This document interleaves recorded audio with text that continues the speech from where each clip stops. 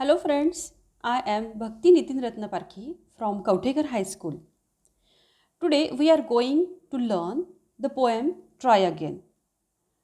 The poem is from 8th standard, unit number 2, 2.1.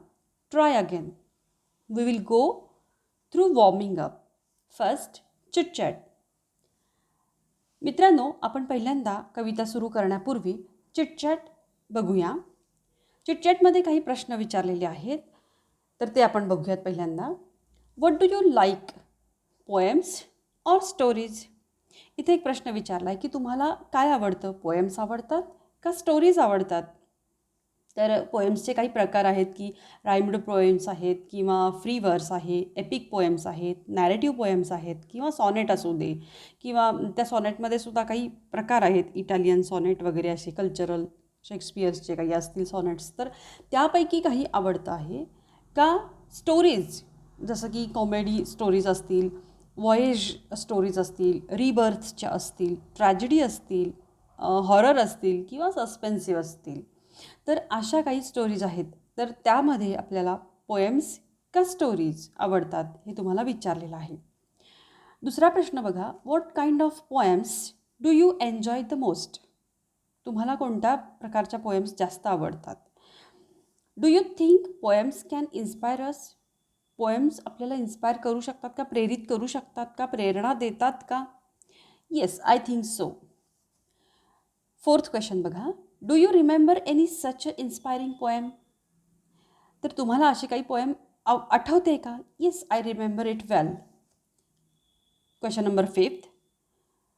Wien did you learn or listen to it? तुम्ही त्या कधी शिकलात किंवा ऐकला आहात का? तर I listen it last year. तुम्ही जेव्हा केव्हा ऐकला असाल किंवा शिकला असाल पोएम ती, तर ते तुम्ही इथं मेन्शन करू शकता. What message do you get from it? त्या कवितेपासून तुम्हाला काय मेसेज मिळाला? तर कुठलाही तुमची जी शिकलेली पोएम असेल त्यातून तुम्हाला जो मेसेज मिळाला असेल तो तुम्ही इथं मेन्शन करू शकता. The poem gives me message that we should do a work at a time वगैरे अशा तुम्ही तुमच्या मतानं तो मेसेज तुम्ही लिहू शकता. नेक्स्ट बघा. क्वेश्चन नंबर 1 दिलेला आहे चिटचॅटमध्ये. क्वेश्चन नंबर 1 दिलेला आहे. A, form groups of 6 each. Everyone from the group should share an experience or a situation where at first he or she experienced a failure but after continuous efforts achieved success. 6 जणांचे group तयार करायचे आहेत, मुलांचे आणि मुलींचे किंवा मुलांचे किंवा मुलींचे ग्रुप तयार करायचे आहेत आणि त्या ग्रुपमध्ये असे काही एक्सपिरियन्स शेअर करायचे आहेत की एखाद्या सिच्युएशनमध्ये तिने किंवा त्याने खूप खूप प्रयत्न केलेले आहेत तरी पण फेल्युअर अनुभवलेलं आहे. कंटिन्युअस एफर्ट्स करूनसुद्धा तर फेल्युअर पहिल्यांदा आलेलं आहे आणि बट आफ्टर कंटिन्युअस एफर्ट्स, मग नंतर कंटिन्युअस एफर्ट्स करून त्यांनी सक्सेस मिळवलेलं आहे, असे त्यांचे अनुभव त्यांनी शेअर करायचे आहेत. तर त्या अनुभवांच्या आधारे प्रश्न क्रमांक बी दिलेला आहे इथं. Decide which experience shared in the group is the remarkable. कुठला अनुभव हा विशेष उल्लेखनीय अनुभव आहे तो डिसाईड करायचा आपण. आणि feel the flow chart with the steps taken for success. आणि सक्सेससाठी कोणत्या स्टेप्स घेतल्या गेल्या ह्याचा उल्लेख आपण ह्या 5 बॉक्समध्ये द्यायचा आहे. तर पहिल्यांदा आपण घेऊ शकता पहिल्या बॉक्समध्ये स्टार्ट, की जेव्हा त्यांनी प्रयत्न करायला सुरुवात केली. स्टार्ट. रिस्क, त्या अनुभवामध्ये रिस्क किती घेतली गेली. जर्नी, त्या सक्सीडचा जर्नी. लर्न आणि सक्सीड. अशा पद्धतीनं आपण 5 बॉक्स भरू शकता. बघा परत एकदा. स्टार्ट पहिल्या बॉक्समध्ये, देन रिस्क, थर्ड बॉक्समध्ये जर्नी, फोर्थ बॉक्समध्ये लर्न आणि फिफ्थमध्ये सक्सीड. अशा पद्धतीनं आपण तो प्रश्न सोडवू शकतो. नेक्स्ट बघा. Question number 2. See the images. खाली काही इमेजेस दिलेले आहेत. Rearrange and write the proper line numbers for each. आता ह्या पिक्चर्सच्या वर कंसामध्ये रिकामी जागा सोडलेली आहे. तर त्या रिकाम्या जागेमध्ये काय करायचं आहे, तर खाली 6 वाक्य पण दिले आहेत, 6 पिक्चर्स आणि 6 सेंटेन्सेस दिलेले आहेत. तर त्या सेंटेन्सला नंबर आहेत 1 2 3 4 5 6. तर हे 6 कसे आहेत, रँडम त्यांनी दिलेले आहेत, तर ते आपल्याला इथे सिक्वेन्सनी लावायचे आहेत. तर म्हणून rearrange and write the proper line numbers for each from those given below. बघूया. पहिल्यांदा तर आता ही कविता आहे ट्राय अगेन या संदर्भात, म्हणजे प्रयत्न करत राहा या संदर्भात आहे. तर इथे एक स्पायडर दिलेला आहे आणि तो भिंतीवर चढतो आहे. तर स्पायडर जेव्हा पहिल्यांदा भिंतीवर चढायला लागला, थोडासा वर चढला आणि पुन्हा खाली पडला. खाली पडल्यावर पुन्हा त्याने सुरुवात केली भिंतीवर चढण्यासाठी आणि तो प्रयत्न करत राहिला, कंटिन्यूस एफर्ट्स घेत राहिला आणि त्याने ते अचीव केलं किंवा तो वर जाऊ शकला. तर या अर्थाची इथं आपल्याला 6 वाक्य दिलेली आहेत. तर ती 6 जी वाक्य आहेत त्याला आपण नंबरिंग करायचं आहे. वरच्या पिक्चर्समध्ये आपण नंबरिंग करायचं आहे. तर कसं, तर पहिलं वाक्य पहिलं जे वॉल आहे त्याच्या संदर्भात आपण 4थं वाक्य बघा. A spider began to climb a wall. त्यांनी आत्ता नुकतीच सुरुवात केली. कशासाठी, तर भिंतीवर चढण्यासाठी सुरुवात केली. नेक्स्ट म्हणजे पहिल्या पिक्चरला आपण 4 आकडा इथे देणार आहोत. नेक्स्ट दुसऱ्या पिक्चरसाठी बघूया. तर तिसरं वाक्य आहे बघा. It slipped and fail down. बघा इथं हा जो स्पायडर आहे तो खाली घसरला अँड फेल डाऊन, खाली पडला. त्याला आपण 3 नंबर हे वाक्य देऊयात. त्यानंतर तिसरं पिक्चर बघा. तिसऱ्या पिक्चरसाठी पहिलं वाक्य the spider climbed again a little higher. मग तो पडला म्हणून तिथे थांबला का, नाही, तर त्यांनी पुन्हा चढायला सुरुवात केली, थोडासा ट्राय करायला सुरुवात केली. The spider climbed again a little higher. त्यानंतर चौथ्या पिक्चरसाठी 6वं वाक्य बघा. It fell down again the second time. पुन्हा दुसऱ्यांदा तो खाली पडला. इथं आपल्याला चौथ्या पिक्चरमध्ये दिसतोय बघा. पुन्हा दुसऱ्यांदा तो खाली पडला. मग त्याला आपण नंबर देऊया 6 नंबर. त्यानंतर दुसरं बघा, 5 नंबरचं पिक्चर बघा. त्याच्यासाठी yet it did not give up and climbed higher and higher. त्यांनी प्रयत्न सोडले का, नाही, पुन्हा भिंतीवर चढायला सुरुवात केली. आणि म्हणून 5व्या पिक्चरसाठी दुसरं वाक्य. आणि 6व्या पिक्चरसाठी 5वं वाक्य बघा. Finally it reached the top.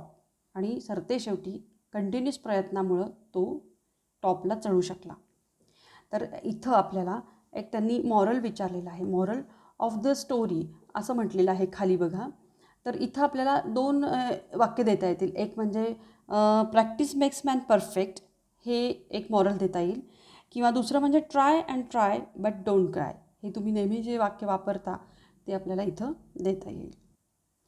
तर मित्रांनो, आपण आता पान नंबर 28वर पाहूया. Try again. ही W.E. हिक्सन यांची जी कविता आहे ती आपण सुरू करूया. ट्राय अगेन म्हणजे प्रयत्न करत राहिलं पाहिजे, प्रयत्न करत राहा. फेल्युअर आलं तरी प्रयत्न केला पाहिजे सक्सेस होईपर्यंत. बघूया. Tease a lesson you should heed. Try again. आता TIS टीज हा एक शॉर्ट फॉर्म आहे इट इजचा. तर it is a lesson you should heed.